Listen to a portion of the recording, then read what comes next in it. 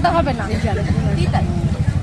আমরা এখনো আছি, শুধু একটু সবাই মিলে একসঙ্গে নিজেদেরকে আর একটু হয়েছে, আগুন লাগলে ধোঁয়াটা তো ওঠেই, তাহলে এই জায়গাটা দেখতে হবে। সেইটা একটু ধরে নিতে, বুঝে নিতে হবে যে আসলে আগুনটা কোথায় লেগেছে আর ধোঁয়াটা কেন আসছে।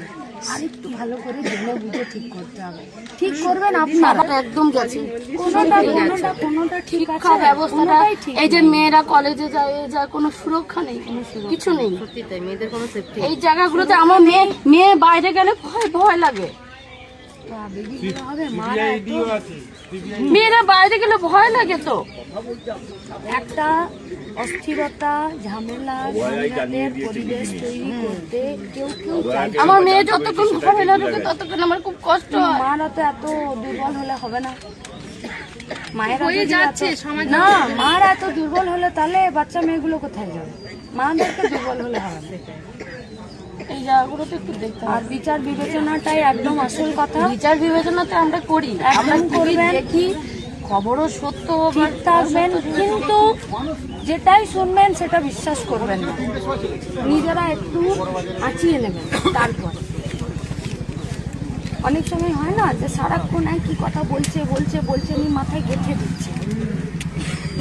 আমরা আপনাদেরকে এটুকু কথা বলতে পারি, মানে আমরা যখন পাড়াতে, বস্তিতে, এলাকাতে, গ্রামে, শহরে ঘুরে যখন টিভির সামনে বসি না, মনে হয় যেন যা দেখে এলাম টিভিতে এসব নাই। আর টিভিতে যেটা আছে সেটা পাড়াতে পারছি না। পাড়াতে মানুষ অন্য কথা বলছে, আপনার কথাগুলো বলছে যে মেয়েটা বাইরে গেলে ভয় লাগছে। আচ্ছা, ভয় লাগার কি দরকার আছে? ছোটোদিকে যখন স্কুলে যেতাম, আমার পেন্সিল যদি কেউ নিয়ে নিত, আর আমি যদি দিদিমণিকে বলতাম যে আমার ব্যাগে পেন্সিলটা ছিল দিদিমণি, এখন আমি পাচ্ছি না, তো দিদিমণি কী বলতেন? এই ওর পেন্সিলটা কে নিয়েছিস রে, বের করে দে। তারপরে যার ব্যাগ থেকে পাওয়া যেত বা যেহেতু বলতো, তাকে বলতো কান ধর, এটাই তোর শাস্তি, এটা কখনো করবি না। আর আমাকে বলতো নিজের পেন্সিল নিজেও যত্ন করে রাখা। আর মানে কি, স্কুলের মাস্টারমশাই দিদিমণিদের একটা কাজ ছিল যে চুরি করা ঠিক নয়, অন্যের জিনিসটা নিয়ে অন্যকে বিপদে ফেলা ঠিক নয়, তুই এটা করেছিস সেটা তোর ভুল, তার জন্য তোকে শাস্তি দিলাম। এই সিস্টেমটা চলে গেছে।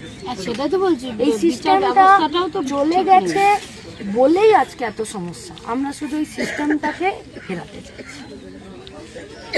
আগে এত সমস্যাটা ছিল। শুধু এইটুকু যদি করে দেয়, তাহলে আপনিও যা আমিও তাই, উনিও যা উনিও তাই। বাস ওই সিস্টেমটাকে তুলে দিয়েছে, তখন আর পাঁচটা জিনিস, ঝামেলা, ঝোল ঝাল সব বলছে, এইটাও তোমার সমস্যা, ওইটাও তোমার সমস্যা, ওইটাও সমস্যা। সিস্টেমটা ঠিক করে চালাও না বাবা, তাহলেই তো সব ঠিক হয়ে যায়।